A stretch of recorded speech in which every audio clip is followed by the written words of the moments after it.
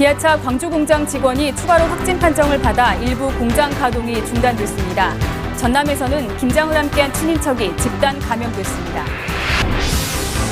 나주의 한 농장에서 도축장으로 출하한 우리에서 조류 인플루엔자 바이러스가 또 검출됐습니다. 고병원성 검사가 진행 중인 가운데 장성에서도 의심 신고가 들어왔습니다. 윤석열 검찰총장에 대한 법무부 징계위원회가 열리고 있습니다. 윤 총장 측은 공정성이 훼손됐다며 일부 징계위원을 기피 신청했지만 기각됐습니다. 공수처법 개정안이 야당 반발에도 국회를 통과했습니다. 국민의힘은 민주당이 법치를 말살했다며 맹비난했습니다.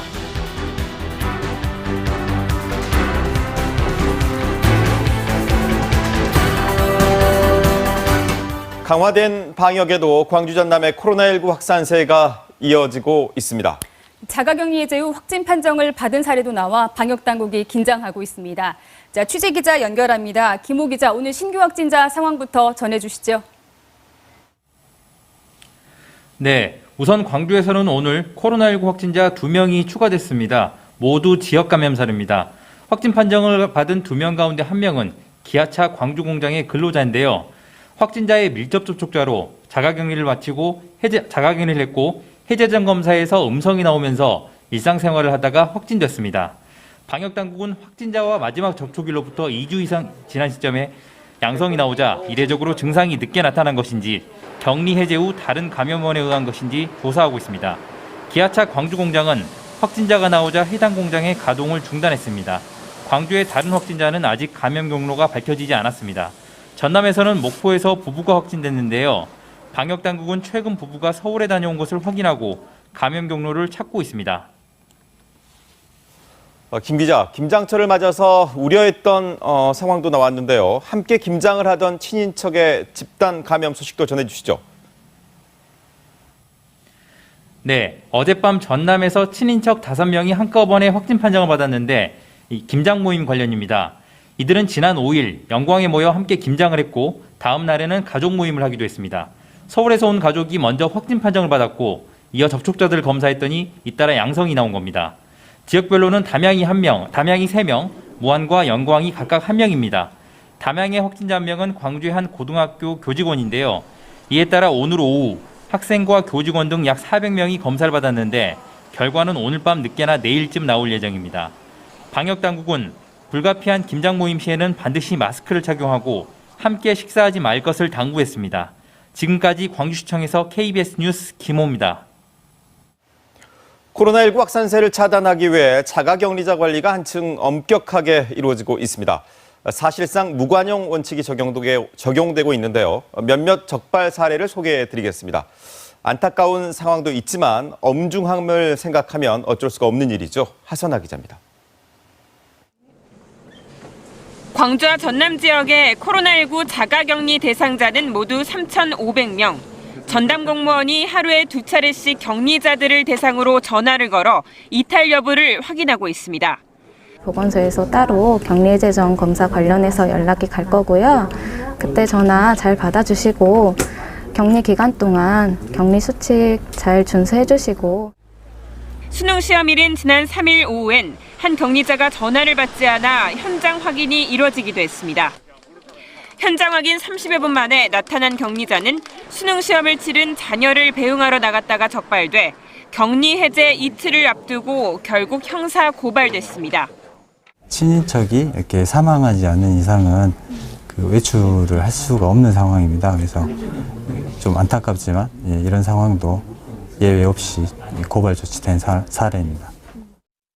격리 수칙을 어기고 무단 이탈한 사례는 광주에서만 31건. 지인과 PC방을 가거나 배우자와 다른 지역의 바닷가를 보러 간 사례도, 차량의 방전 여부를 확인하러 잠시 집 앞에 나간 경우도 모두 예외 없이 고발됐습니다. 혐의가 인정되면 1년 이하 징역 또는 1,000만 원 이하의 벌금에 처해집니다.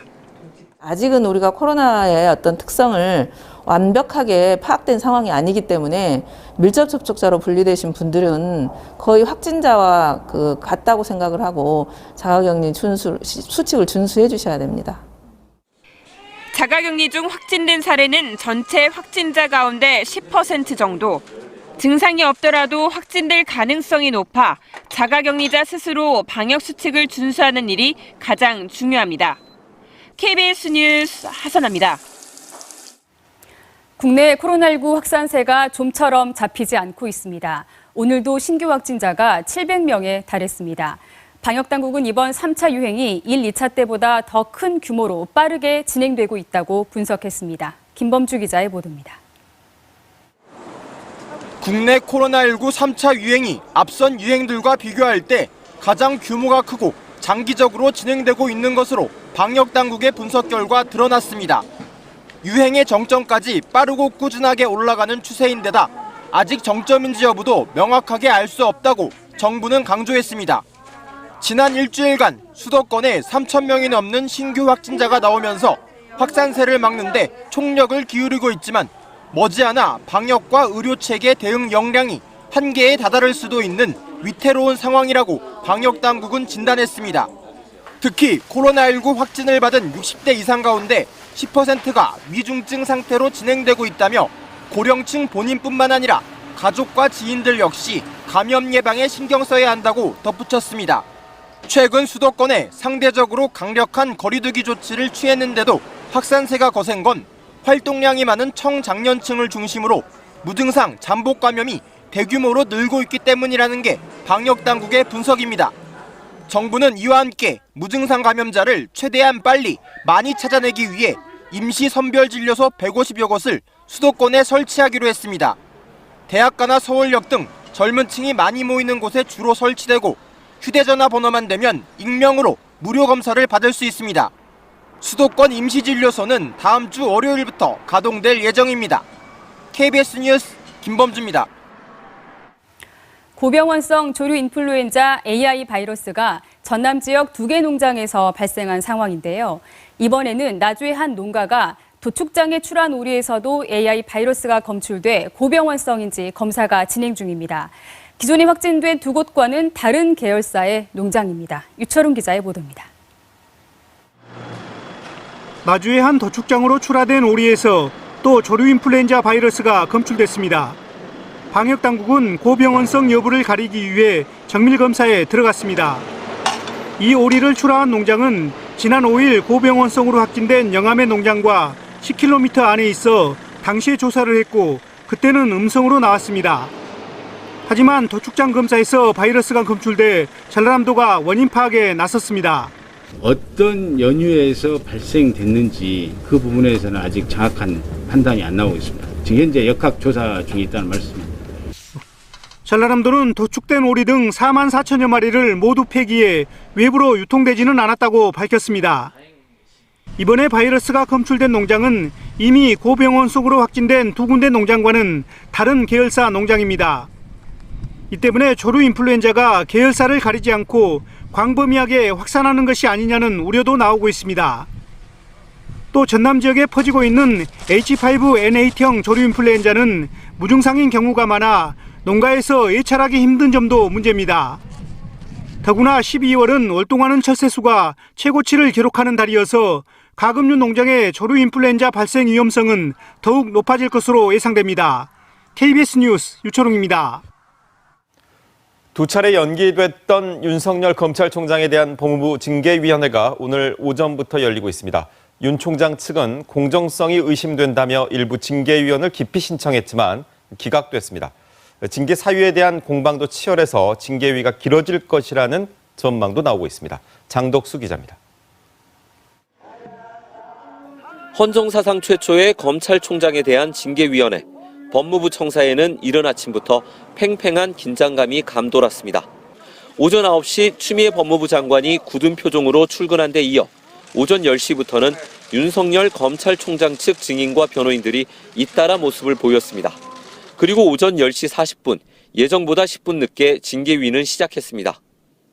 회의가 시작되자 베일에 쌓여있던 징계위원 명단도 외부로 알려졌습니다. 위원장은 법무부 법무검찰개혁위 등에서 활동한 정한중 한국외대 법학전문대학원 교수가 맡았습니다. 검사 중에는 심재철 법무부 검찰국장과 신성식 대검 반부패 강력부장이, 민간위원으로는 안진 전남대 법학전문대학원 교수가 포함됐습니다. 당연직인 이용구 법무부 차관도 참석했습니다. 최대 쟁점은 역시 징계위 구성 문제였습니다.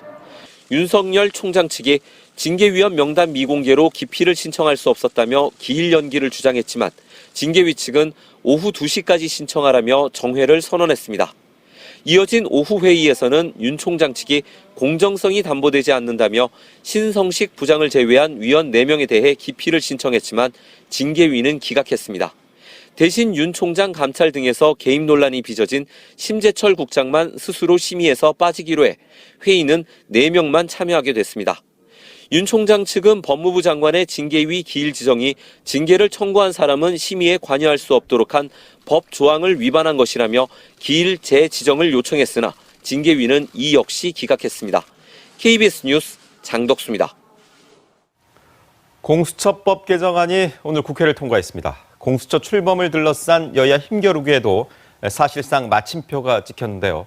민주당은 검찰개혁의 제도적 완성이라며 공수처 출범에 속도를 낼 예정인데 국민의힘은 법치 말살이라며 대여 투쟁 수위를 높였습니다. 신지혜 기자입니다. 가결되었음을 선포합니다. 찬성 187, 반대 99. 공수처법 개정안이 본회의를 통과했습니다. 국민의힘은 반발했지만 의석수 차이를 실감했습니다.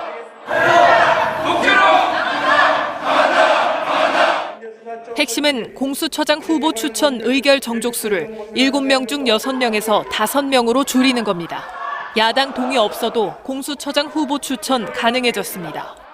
야당 측 위원이 사퇴하거나 후보 추천을 거부하더라도 국회의장이 직권으로 위원을 추가 위촉해 심사를 이어갈 수 있게 됐습니다. 야당도 동의하는 인물을 임명해서 중립성을 보장하겠다는 민주당 주장은 1년 만에 바뀌었습니다. 비토권을 행사할 수 있도록 하는 내용이 되어 있습니다. 그런 식으로 추천된 공수처장이 어떻게 야당을 탄압하는 그런 도구가 될 수 있단 말입니까? 법 개정 직후 청와대와 민주당은 공수처의 신속한 출범을 촉구했습니다. 문재인 대통령은 부패 없는 사회로 가기 위한 오랜 수건이자 국민과의 약속이라며 새해 벽두엔 공수처가 정식 출범하길 기대한다고 밝혔습니다. 공수처장 최종 후보군으론 지난달 심사에서 5표를 받았던 변협 추천 김진욱 헌재 선임연구관과 추미애 장관이 추천한 전현정 변호사가 거론됩니다. 후보는 이달 안에 결정되고 청문회는 늦어도 다음 달 초엔 이뤄질 전망입니다. 국민의힘은 민주당이 법치를 말살했다고 맹비난하며 강도 높은 청문회를 예고했습니다. 한편 공수처법 개정을 반대했던 민주당 조응천 의원은 당에서 유일하게 투표에 기권했습니다. KBS 뉴스 신지혜입니다. 이용섭 광주시장이 광주 민간공항 이전 시기를 사자협의체 결정에 따르겠다고 발표한 것에 대해 전남의 반발이 거셉니다. 전남도는 물론 도의회에서도 약속을 사실상 파기한 것이라며 강한 유감을 표했고 무안 군민들도 반발하고 나섰습니다. 김혜린 기자가 보도합니다. 전라남도는 이용섭 광주시장의 사자협의체 결정 발언에 대해 조건 없이 민간공항을 이전하겠다는 약속을 사실상 파기한 것이라며 강한 유감을 표했습니다. 군공항 실무협의체는 민간공항에 대해 어떤 결정 권한도 없다며 광주시가 사자협의체를 민간공항 통합의 번복수단으로 활용했다고 비판했습니다. 그러면서 전남 도민에게 사과하고 도민이 이해할 수 있는 방안을 제시하라고 요구했습니다. 광주시가 민간공항 이전 협약을 파기함으로써 군공항 이전에 대한 도민들의 이해, 공감, 설득을 하는 데 더 큰 어려움이 예상됩니다. 이로 인해 발생하는 모든 문제 책임은 광주시에 있음을 명백히 밝힙니다. 전남도 의회도 성명서를 내고 어처구니 없는 일이라고 강도 높게 비판했습니다. 특히 시도 통합을 논의하고 있는 광주와 전남의 상생 분위기를 뒤엎고 전남 도민의 가슴에 상처를 남겼다고 지적했습니다. 도의회는 이에 따른 대응 차원에서 내년 예산에 포함된 시도 행정 통합을 위한 연구 용역비 2억 원도 전액 삭감했습니다. 앞으로 시도 통합 과정에서 나오는 광주시의 어떤 신뢰가 더 이상 믿을 수 없다. 그렇기 때문에 시도 통합의 시작이라고 할 수 있는 용역비를 아예 삭감하자. 무안공항 활성화 추진위원회도 기자회견을 열고 광주시의 행보를 강력히 규탄했습니다. 이는 광주 시민의 이익만 생각하고 전남 도민을 물론 9만 무안 국민 뜻을 저버리는 행위다. 사자협의체안을 들고 나온 이용섭 광주시장의 행보에 대한 반발이 일파만파 확산하고 있습니다. KBS 뉴스 김혜린입니다. 어등산 관광단지 개발 사업을 놓고 광주시와 서진건설이 법정 다툼을 벌여왔는데요. 1심 법원이 서진건설의 손을 들어줬습니다. 광주시가 서진건설의 우선협상 대상자 지위를 박탈한 것은 부당하다는 건데요. 새 사업자를 모집하려던 광주시 계획의 차질이 불가피해 보입니다. 백미선 기자입니다. 어등산 사업 우선 협상 대상자에 서진건설이 선정된 건 지난해 7월. 새 사업자 선정으로 어등산 개발에도 탄력이 붙는 듯했지만 얼마 되지 않아 협상 과정에 갈등이 불거졌고 5개월 만인 지난해 12월 광주시는 서진건설의 우선 협상자 지위를 박탈했습니다. 1년 가까운 법정 다툼 끝에 오늘 1심 재판 선고가 이루어졌는데 재판부는 서진건설의 손을 들어주었습니다. 광주시가 서진건설의 우선 협상 대상자 지위를 박탈한 것이 부당하다고 본 겁니다. 다만 서진 측이 광주도시공사 사장을 상대로 낸 성실협약을 위한 담보금 48억의 반환 청구는 기각했습니다. 우선 협상 대상자 지위가 회복되자 서진 측은 개발 사업에 대한 기대를 드러냈습니다. 소송이 확정된다고 그러면은 어차피 협상이 재개될 겁니다. 그러면 우리 서진건설은 이 어등산 관광단지 조성 사업이 성공적으로 마무리될 수 있도록 최선을 다하도록 하겠습니다. 반면 광주시의 속내는 복잡해졌습니다.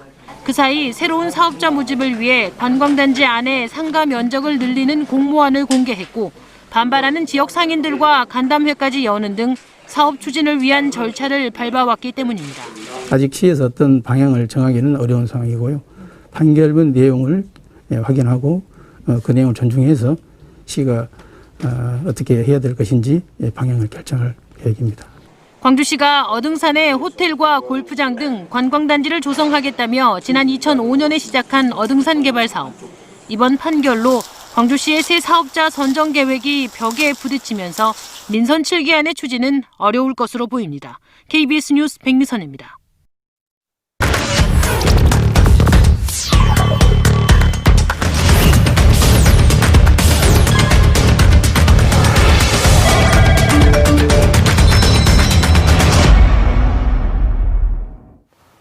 재단의 교사 채용 비리를 증언한 뒤에 해임됐던 광주의 한 고교 교사가 7개월 만에 복직을 했는데요. 복직한 첫날 해당 교사의 자리는 교무실이 아닌 운동기구가 있는 별도의 장소였고 한켠에는 학생용 책걸상만 놓여 있었습니다. 이튿날은 도서관으로 발령났습니다. 보도에 손준수 기자입니다.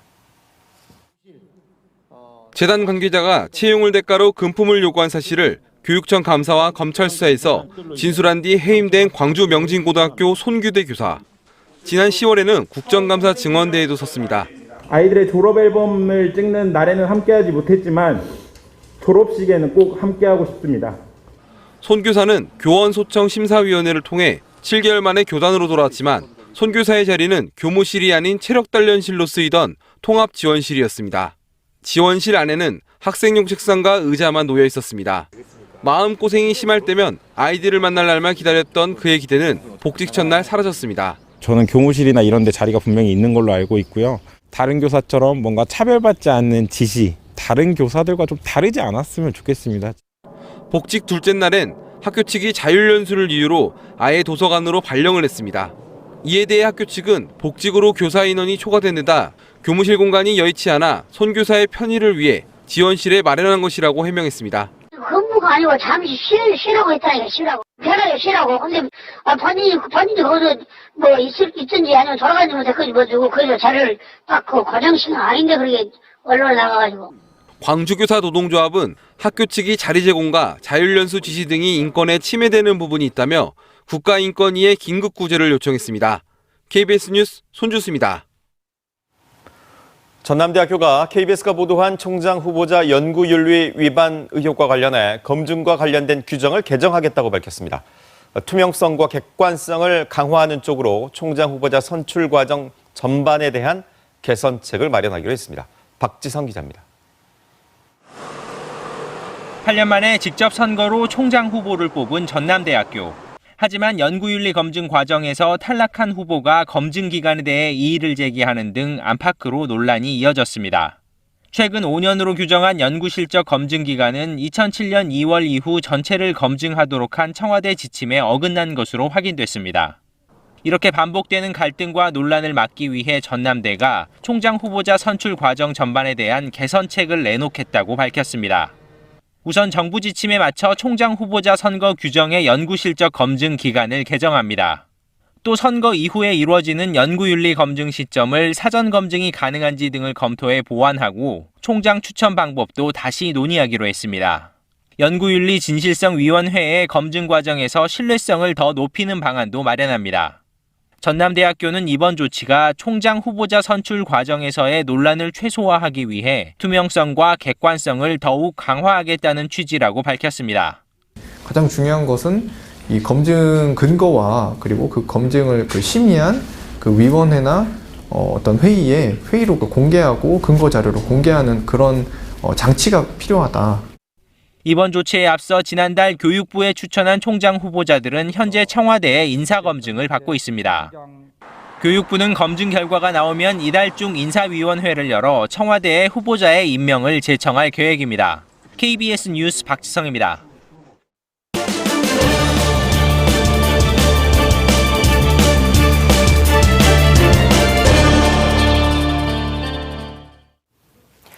전남 동부권에서 전해드립니다.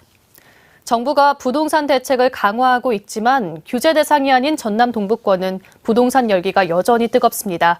전문가들은 건축 허가를 담당하는 지자체의 전문성 부족을 원인으로 꼽았습니다. 곽선정 기자의 보도입니다. 지난 2010년 입주한 여수 웅천지구의 한 아파트. 전용 면적 84제곱미터 기준으로 1억 9천여만 원이었는데 현재는 4억 5천만 원을 넘는 가격에 거래되고 있습니다. 주변 아파트도 3.3제곱미터 기준에 1,300만 원 이상 거래되는 상황. 많이 팔라고 내놓은 사람들이 또 안 판다고 걷어들이고. 지난 2012년 여수 세계 박람회 이후 접근성이 높아지고 웅천이나 중림과 같은 새 택지 지구가 들어서면서 공급된 아파트 물량만 16,400여 세대. 공급이 늘어도 가격은 되레 상승하고 있는 겁니다. 실제 지난달 여수 지역 아파트 매매 가격 지수를 살펴보니 110.3으로 전남에서 가장 높습니다. 가격 상승 원인에 대해 여수경실련이 시민 200명을 대상으로 설문조사를 진행한 결과 68%가 투기 세력이라고 답했습니다.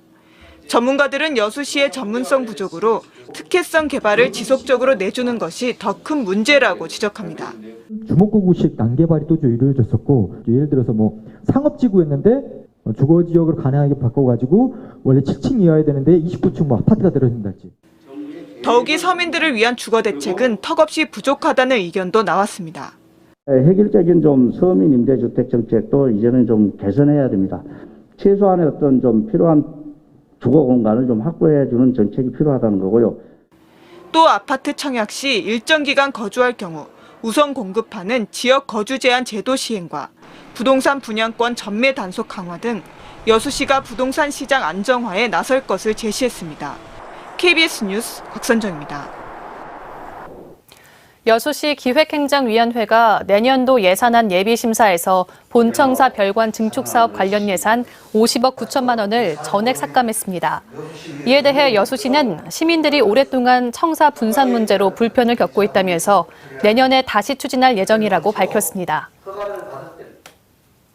해룡 산단을 중심으로 국내 마그네슘 상용화 연구센터 설립을 추진하고 있는 순천시가 독일 자동차 회사인 폭스바겐을 비롯해 중국 충칭대 연구기관 등과 함께 마그네슘 소재 부품 산업과 관련한 연구 개발을 진행하기로 했습니다. 순천시는 오늘 전남 테크노파크에서 협약식을 열고 폭스바겐, 충칭대 마그네슘 연구센터, 국내 14개 기업과 함께 마그네슘 산업의 연구 개발과 상용화에 협력하기로 했습니다. 지금까지 순천에서 전해드렸습니다. 이어서 목포에서 전해드립니다. 전라남도 의회가 오늘 열린 제348회 제2차 정례회에서 전경선 의원이 대표 발의한 목포 영암지구 고용위기지역 연장 촉구 건의안을 채택했습니다. 전라남도 의회는 이번 대정부 건의안에서 조선업 등 주력 산업의 장기 불황과 코로나19로 인한 고용 충격의 영향을 고려하지 못한 채 고용 위기 지역 지정을 취소하면 지역 경제가 무너질 것이라고 우려했습니다. 정부가 지원하는 어촌 뉴딜 300사업에 전남이 19군데로 가장 많이 선정됐습니다. 김승남 더불어민주당 전남도당 위원장은 오늘 낸 보도자료를 통해 내년도 어촌 뉴딜 300사업 신규 대상지 60군데 가운데 전남의 경우 강진 가우도 권역과 장흥 수문항 등 19군데가 선정돼 국비 1,177억 원을 지원받게 됐다고 밝혔습니다. 김영록 전라남도지사가 5.18 관련 법이 국회를 통과한 것과 관련해 진실과 정의를 향한 국민적 염원이 승리한 것이라는 입장을 밝혔습니다. 김 지사는 오늘 낸 성명서에서 5.18 역사 왜곡 처벌법과 진상규명특별법 개정안 등이 국회 본회의를 통과함에 따라 5.18 진상규명조사위원회에 진상규명이 속도를 내 5월 영령과 유가족들의 한을 풀어야 한다며 이같이 밝혔습니다. 코로나19 확산을 막기 위해 완도 지역의 해맞이 행사가 모두 취소됐습니다. 완도군은 최근 급속히 확산하고 있는 코로나19 상황을 감안해 매년 1월 1일 완도타워에서 진행돼 온 해맞이 행사를 비롯해 주요 섬 등 각 읍면에서 치러져 온 해맞이 행사를 모두 취소하기로 했다고 밝혔습니다. 지금까지 목포에서 전해드렸습니다.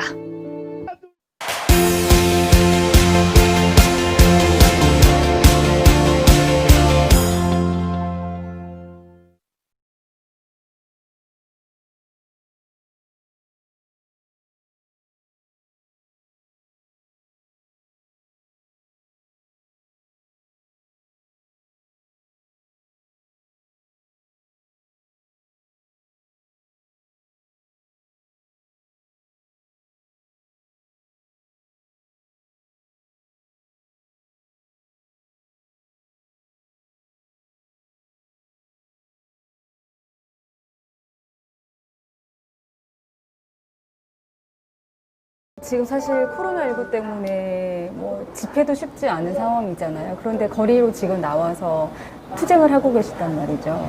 사실 그 산업법 통과시키면서 저는 그 법 만들어지면서 그 용균이처럼 일하는 사람들 다 살릴 수 있다고 생각하고 통과시켰거든요. 근데 돌아가 보니까 그게 아니더라고요. 저는 이런 그 정치인들이나 정부가 기업한테 살인 면허를 줬다고 생각하는 사람이에요, 사실. 실제로 그들이 있어야 할 이유가 이런 죽음을 막는 게 그들이 할 일인데 그냥 가만히 냅두잖아요.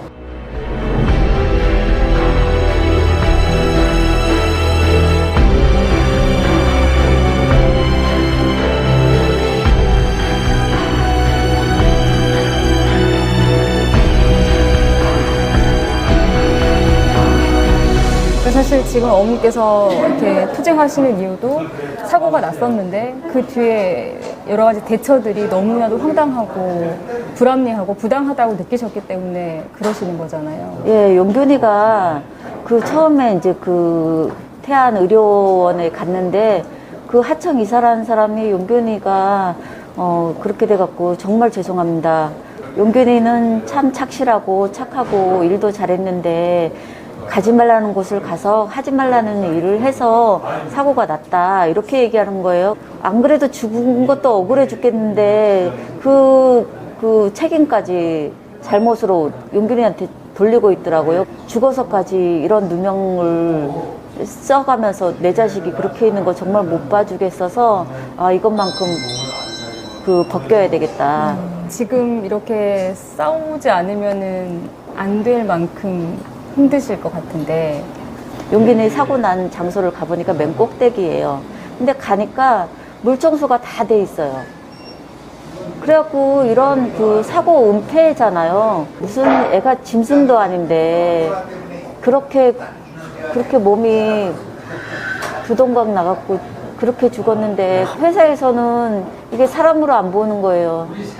그게 너무 지금도 생각하면 내가 그냥 왜 이런 일 하지? 그냥 나도 죽어버리면 되지. 이런 생각을 한 번씩 해요. 가족분들 많이 만나시는 걸로 알고 있어요. 지금 사실 그 이후에도 계속 사고가 있고 있어요. 거기 제일 마음이 아파요. 네. 거기는 분쇄기에 떨어져서 애 시신도 제대로 못 거두고 그 부모 저랑 다르지 않다는 생각.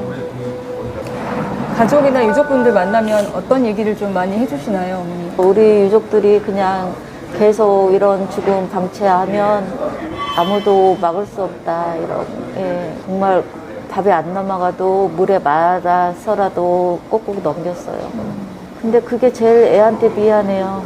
엄마로서 좀 충분히 아파해주고 충분히 울어주고 이런 걸 못했잖아요.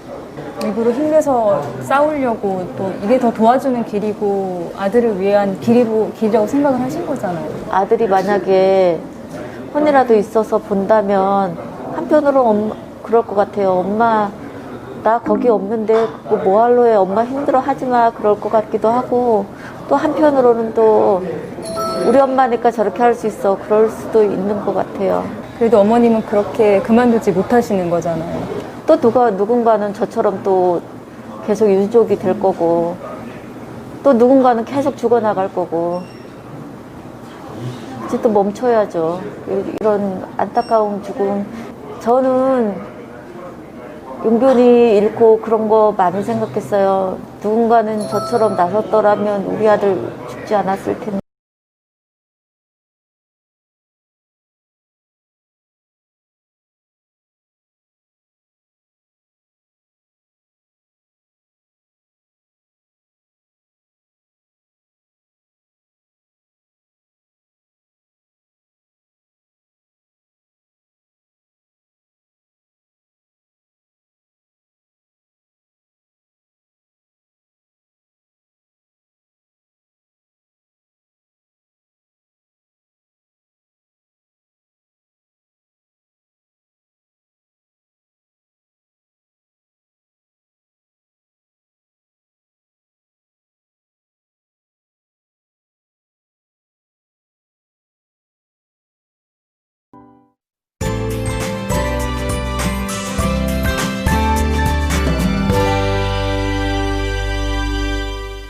당분간 추위가 주춤하겠습니다. 어제 영하로 떨어졌던 기온은 오늘 다시 영상권을 회복했는데요. 주말 동안에도 큰 추위는 없겠고요. 낮 기온도 10도 안팎으로 평년 기온을 훌쩍 웃돌겠습니다. 다만 대체로 구름이 많겠고요. 일요일에는 눈이나 비가 오겠습니다. 다시 미세먼지가 유입이 되고 있습니다. 내일은 수도권과 전북 지역 등에는 미세먼지 농도 나쁨 수준까지 오르겠고요. 광주 전남 지역은 다행히도 보통 단계 유지하겠습니다. 다음은 자세한 지역별 내일 날씨입니다. 내일 아침 기온 3도 안팎으로 평년 기온을 훌쩍 웃돌겠습니다. 낮 최고 기온은 광주와 나주 11도까지 오르겠습니다. 여수의 아침 기온 6도로 시작하겠고요. 낮 기온은 13도까지 오르겠습니다. 목포의 아침 기온 5도가 예상되고 낮 기온 10도, 영암 12도까지 오르겠습니다. 바다의 물결은 전해상에서 비교적 잔잔하겠습니다. 오늘 서울에는 첫눈 소식이 있었는데요. 우리 지역은 일요일에 눈이나 비, 월화에는 눈이 내리겠고요. 월요일부터는 기온이 큰 폭으로 떨어지겠습니다. 날씨였습니다. 5.18 관련 3개 법안이 국회를 통과했습니다. 5.18 왜곡 처벌과 조사 권한 강화, 5.18단체 공법단체 전환 등이 핵심 내용이죠. 진실을 향한 또 하나의 디딤돌이 놓였습니다. 40년 넘긴 5.18 진상규명이 속도를 낼 수 있기를 기대합니다. 뉴스7을 마칩니다. 다음 주에 뵙겠습니다.